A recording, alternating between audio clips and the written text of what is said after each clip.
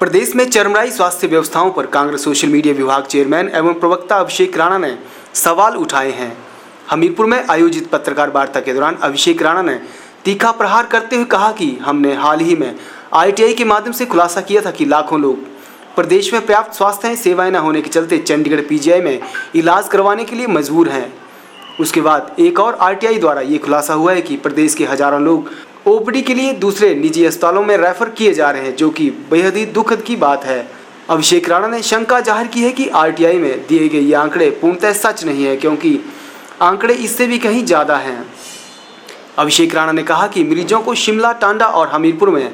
निजी अस्पतालों में रेफर किया जा रहा है, क्योंकि प्रदेश के अस्पतालों में इलाज के लिए जरूरी उपकरण तक नहीं है और जो उपकरण हैं वह खराब पड़े हुए हैं। अस्पताल के अफसरों और डॉक्टरों द्वारा लगातार सरकार को लिखा जा रहा है कि उन्हें पर्याप्त उपकरण उपलब्ध करवाए जाएं और मशीनों को ठीक करवाया जाए, लेकिन प्रदेश की भाजपा सरकार इन मुद्दों को लेकर जरा भी गंभीर नजर नहीं है। अभिषेक राणा ने सरकार को चेताया है कि अगर जल्द स्वास्थ्य सुविधाओं के लिए व्यवस्था नहीं की गई तो आंदोलन तेज किया जाएगा। उन्होंने कहा कि कांग्रेस पार्टी प्रदेश की जनता के स्वास्थ्य से कोई समझौता नहीं करेगी और प्रदेश की भाजपा सरकार के खिलाफ धरने प्रदर्शन कर सड़कों पर भी उतरेगी। लगातार हम लोग ये मांग उठा रहे हैं कि जो स्वास्थ्य सुविधाएं हैं हिमाचल प्रदेश के अंदर बद से बदतर हो चुकी है।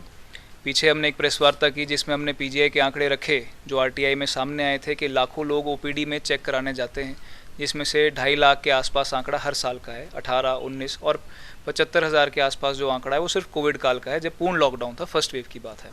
तो हमने अभी हाल ही में हमीरपुर मेडिकल कॉलेज और टांडा मेडिकल कॉलेज से भी आरटीआई मांगी, जिसके जवाब से हम लोग संतुष्ट नहीं हैं, क्योंकि वो पीजीआई के आसपास कहीं पर भी मैच नहीं होते हैं। हालांकि पीजीआई का जो आंकड़ा है वो ओपीडीज़ का है और ये जो आंकड़ा है वो रेफ़र केसेस का है। तो हज़ारों लोग जो है वो टांडा मेडिकल कॉलेज, हमीरपुर और शिमला से भी किए जा रहे हैं, लेकिन टांडा और हमीरपुर का आज हमारे पास आंकड़ा है जिसमें लगभग आप लगा लीजिए कि 2018 से लेके और टिल अप टू डेट जुलाई तक सिर्फ 5,000 के आसपास लोग इन्होंने रेफ़र दिखाए हैं पीजीआई और अन्य अस्पतालों में। ये टांडा का है। और जो हमीरपुर मेडिकल कॉलेज है उसमें 2018 से लेके जुलाई तक टिल डेट इस साल का वो 5,000 यानी कि 5,740 लोगों का आंकड़ा है, जो कि बहुत कम है। अब सवाल ये खड़ा होता है कि लाखों लोग ओपीडी में जा रहे हैं और हज़ारों लोग रेफ़र किए जा रहे हैं। उसके 2-3 कारण हैं। पहला कि जो मशीनरी है हिमाचल प्रदेश के अंदर के अस्पतालों के अंदर या तो उपलब्ध नहीं है या तो ख़राब पड़ी है, और बहुत सारे जो एडमिनिस्ट्रेशन लेवल पे जो डॉक्टर्स हैं उन्होंने लिखित में सरकार को दिया हुआ है। हमने उनसे बात की कि उन्होंने सरकार को कई बार लिखित में दिया है कि बहुत सारी मशीनरी हैं जो ख़राब पड़ी हैं या उपलब्ध नहीं है, तो सरकार की ओर से मुहैया कराया जाए। तो सरकार, पहला सवाल ये खड़ा होता है कि सरकार अभी तक वो मशीनरी उपलब्ध क्यों नहीं करा रही है। क्योंकि उदाहरण ये है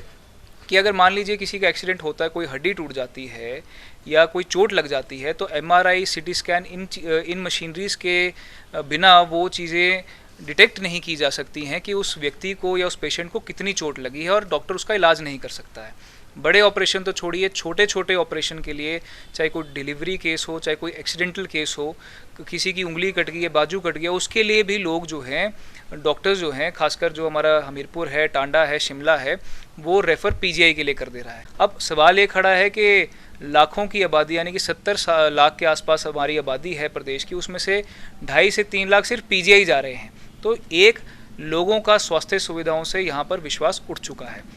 दूसरा, हमें कोई नए अस्पताल की यहाँ पर आवश्यकता नहीं है, लेकिन जो वर्तमान में जो हमारे अस्पताल हैं और जो डिस्ट्रिक्ट हॉस्पिटल्स हैं, सरकार उनको मजबूत क्यों नहीं कर रही है, जबकि लगातार प्रशासन की ओर से और डॉक्टर्स की ओर से सरकार के पास ये मांग गई है कि ये उपकरण उनके पास नहीं है या ये मशीनरीज उनके पास नहीं है, जिसमें चाहे एक्सरे मशीन हो, सिटी स्कैन हो, एमआरआई हो, कई